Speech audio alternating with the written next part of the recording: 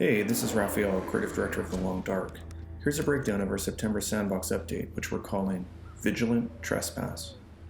We've added the first iteration on our improved first-person presence, starting with making all the light sources in the game usable in first person.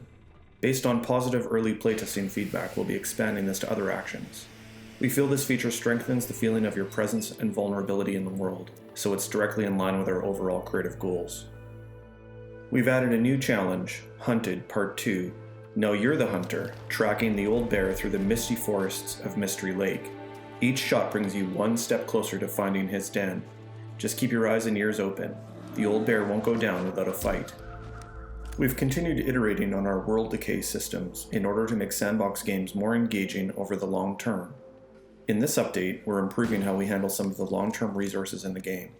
Weather patterns will now become less favorable and the global temperature will drop gradually over time until it hits a minimum. Wildlife will gradually deplete, and fuel resources will become more scarce. These values have been tuned per experience mode, so the decay shifts are more gradual in Voyager than Stalker, for example. This is only part of our solution for improving long-term playability, so expect more changes in the future. An environment that is increasingly hostile to your existence is the core theme of our new experience mode, Interloper.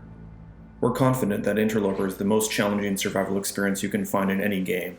You start in a random spawn far from any shelter or resources, with nothing but the clothing on your back. There are very few pre-placed resources, the world is very cold, wildlife is increasingly scarce, and there are no rifles. You'll need to use all your skill and knowledge of the game to succeed with this survival challenge. Early playtesting shows most experienced players having difficulty surviving more than 10 days. Good luck. Based on community feedback, we've iterated on the feat system we introduced in our last update, Penitent Scholar.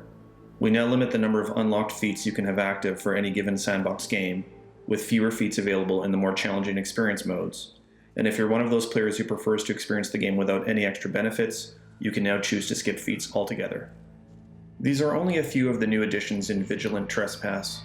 We've updated the rest and passing time interface, introduced beachcombing gameplay by opening up the coastlines where items can wash up on shore. We fixed the decoy exploit, we added archery and mending skills, we've made hundreds of bug fixes, and we've added translations for 5 new languages: Portuguese, Brazilian Portuguese, Spanish, Finnish, and Dutch. We're really excited to bring you Vigilant Trespass, and we hope you enjoy the additions and improvements.